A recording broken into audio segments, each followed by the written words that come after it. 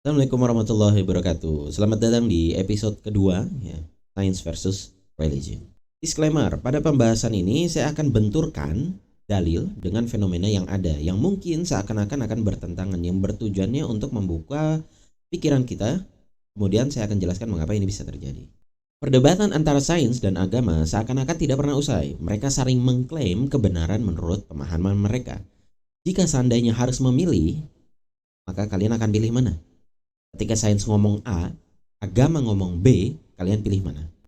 Tentu dalam mempertimbangkan kebenaran, paling tidak harus melalui proses berpikir sebagai berikut.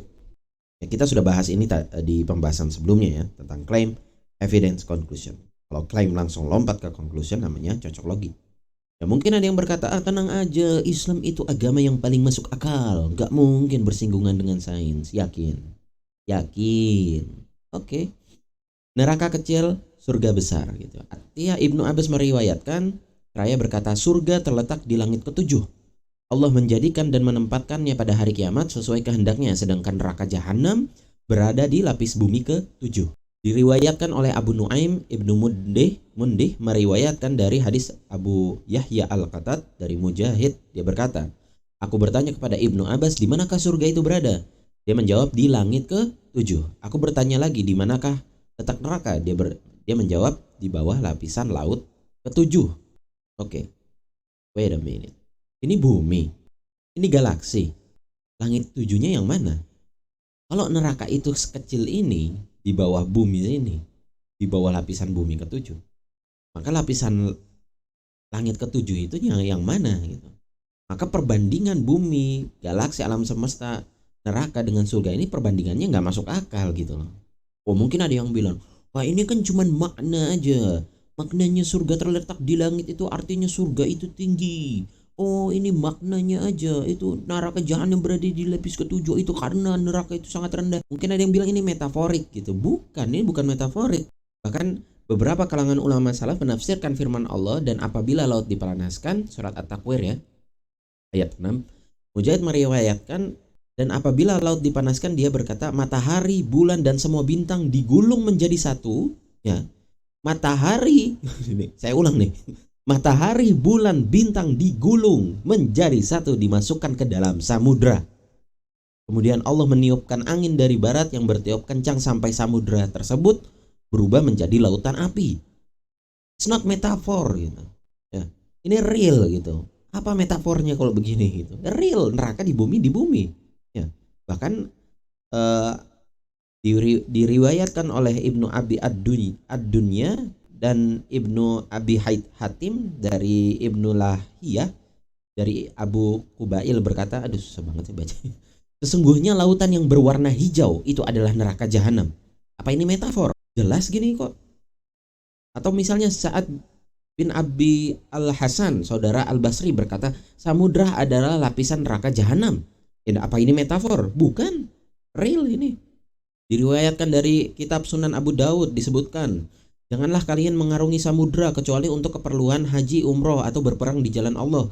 Karena sesungguhnya di bawah samudra itu ada neraka. Di bawah neraka itu ada samudra lagi. It's not metaphor. Real. Jadi di bawah lapis bumi ke-7 itu neraka. Apa ini masuk akal secara sains? Atau misalnya Baitul Ma'mur berputar-putar. Atau berani juga menyebutkan riwayat yang mursal dari Qatadah. Dia mengatakan, sampai kepada kami informasi bahwa suatu hari Nabi Shallallahu Alaihi Wasallam pernah bersabda, tahukah kalian apa itu Baitul Ma'mur? Jawab beliau, Allah dan Rasulnya yang paling tahu. Lalu beliau menjelaskan, Baitul Ma'mur adalah bangunan masjid di langit. Masjid di langit. Masjid di langit. Tepat di bawahnya adalah Ka'bah. Andai masjid ini jatuh, dia akan jatuh di atas Ka'bah. Tafsir At-Tabrani, riwayat yang dikutip juga oleh Ibnu Katsir dalam tafsir tentang Baitul Ma'mur. Jadi Baitul Ma'mur itu adalah rumah ibadahnya atau tawafnya para malaikat, yang di bawahnya itu pas Ka'bah. Kita tahu kalau bumi ini berputar, bukan hanya berputar, berevolusi mengelilingi matahari. Bukan cuman itu, matahari dan bumi juga mengelilingi inti pusat galaksi. Nah sekarang posisi Baitul Ma'mur itu di mana kalau buminya aja muter-muter? Apa ini metafor? Bukan. Rasulullah bilang kalau jatuh Baitul Ma'mur pas di bawahnya Ka'bah. Ini bukan metafor. Ini real. Sekarang ini masuk akal atau enggak? Lanjut. Ada pohon di langit. Wow. Inda Sidratil Muntaha, An-Najm ayat 14. yaitu di Sidratul Muntaha saat Isra Mi'raj gitu. Dalam tafsir Al-Munir ya, menurut pendapat banyak kalangan ulama, Sidratul Muntaha adalah sebatang pohon di langit. Ada pohon di langit ketujuh. Ya. Wow. Demikian disebutkan juga dalam tafsir Mukhtasar dan tafsir Riyadh di bawah pengawasan Syekh Dr. Salih bin Abdullah bin Humaid, Imam Masjidil Haram. Oh, ini enggak sembarang gitu. Ini bukan tafsir ngarang-ngarang, bukan. Ini di bawah pengawasan Syekh Dr. Salih bin Abdullah bin Humaid, Imam Masjidil Haram. Berkata Sidratul Muntaha adalah pohon sidr yang berada di langit ke-6. Ya, ada pohon di langit, saudara-saudara. Sebagaimana disebutkan dalam hadis sahih. Real. Ini dalam hadis sahih pun ada. Ada pohon di langit. Apakah ini metafor? Bukan. Tafsir Jalalain mengatakan Sidratul Muntaha adalah nama pohon nabak yang terletak di sebelah kanan ars. Menurut tafsir As-Sa'di, Sidratul Muntaha adalah pohon bidara yang sangat besar di atas langit ke-7 yang dikunjungi Nabi Shallallahu Alaihi Wasallam ketika Mi'raj.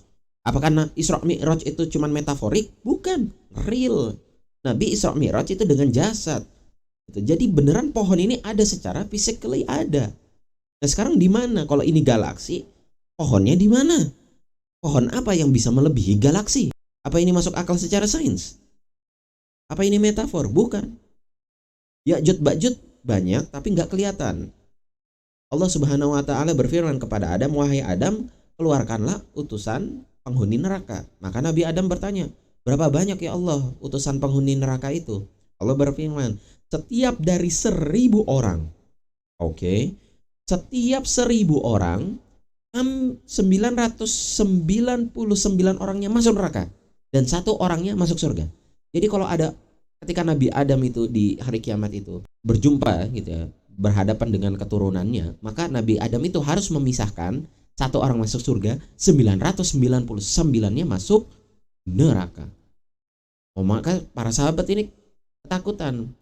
Siapa satu yang selamat itu dari kita, wahai Rasulullah? Maka Rasulullah menjawab, bergembiralah, sesungguhnya penghuni neraka itu 1 dari kalian, maksudnya para sahabat dan generasi-generasi Ahlus Sunnah wal Jamaah gitu. Dan 999.000-nya itu dari Ya'jud dan Ma'jud. Jadi kita ini ya, bahkan Rasulullah bilang kalau 999-nya itu Ya'jud Ma'jud ya, artinya 1% itu selain Ya'jud Ma'jud gitu ya. Maksudnya satunya itu selain Ya'jud Ma'jud. Ya, selain Ya'jud Ma'jud ya penduduk bumi ini, kita tahu bumi ini sudah dijelajahi, sudah dipetakan gitu. Kalau ini itu masih 1 dibanding dengan 999, maka Ya'jud Ma'jud ada di mana? Masa iya nggak kelihatan? Bumi sudah dipetakan kayak gini, 999.000 banding 1, itu masih nggak kelihatan. Apa ini metafor? Bukan, ini real gitu. Maka di sini kita bisa lihat apakah agama ini tampak masuk akal bagi Anda. Ya, maka nggak heran ketika para saintis itu nggak ada yang mau ngelirik agama, karena agama ini dia lihat seakan tidak masuk akal. Steve Hawking misalnya, dia tidak mempercayai Tuhan. Dan beberapa ilmuwan yang lain itu lebih menganggap tidak ada Tuhan. Yang ada hanyalah causa prima gitu. Yang ada hanyalah ya mekanisme alam semesta. Tuhan itu tidak ada. Kalau Tuhan ada, harusnya Tuhan sesuai dengan sains gitu. Karena Tuhan yang menciptakan sains lah. Tapi kenapa Tuhan ini kok seakan-akan nyeleneh gitu kan? Karena banyak orang yang tidak percaya Tuhan. Ini akan mempertanyakan apakah Tuhan itu ada atau tidak ya. Tunggu sebentar. What if they are wrong? Bagaimana kalau selama ini yang salah itu bukan agama, yang ngawur itu bukan klaimnya agama, tapi yang ngawur itu adalah klaim sains. Allah berfirman di surat Al-Hujurat ayat 6, "Wahai orang-orang yang beriman, jika seorang fasik datang kepadamu membawa suatu berita, maka telitilah kebenarannya agar kamu tidak mencelakakan suatu kaum karena kebodohan." Ini yang dikhawatirkan Rasulullah, kita udah bahas di video sebelumnya ya. Dia khawatir kalau umatnya stupid gitu. Telitilah kebenarannya agar kamu tidak mencelakakan suatu kaum karena kebodohan, kecerobohan yang akhirnya kamu menyesali perbuatan itu. Tahukah kalian kalau sains itu selalu berubah? Gak ada kebenaran absolut dalam sains. Kok kita bisa mensandarkan agama kepada sesuatu yang selalu berubah sifatnya? Contoh, temuan Demokritus yang mengatakan atom itu adalah atomos, dari kata atomos ya, artinya yang tidak terbagi. Itu cuman berupa bulatan kecil. Terus kemudian lanjut ke John Dalton, lanjut ke J.J. Thomson, mengatakan oh atom itu bukan cuma masalah benda yang kecil, tapi dia bermuatan. Rutherford mengatakan oh bukan cuma dia bermuatan, atom itu memiliki sisi elektron yang mengelilingi. Terus Niels Bohr juga mengatakan oh bukan gitu modelnya. Intinya sains selalu berubah. Bagaimana kita bisa menyandarkan sesuatu yang selalu berubah dengan sesuatu yang fix?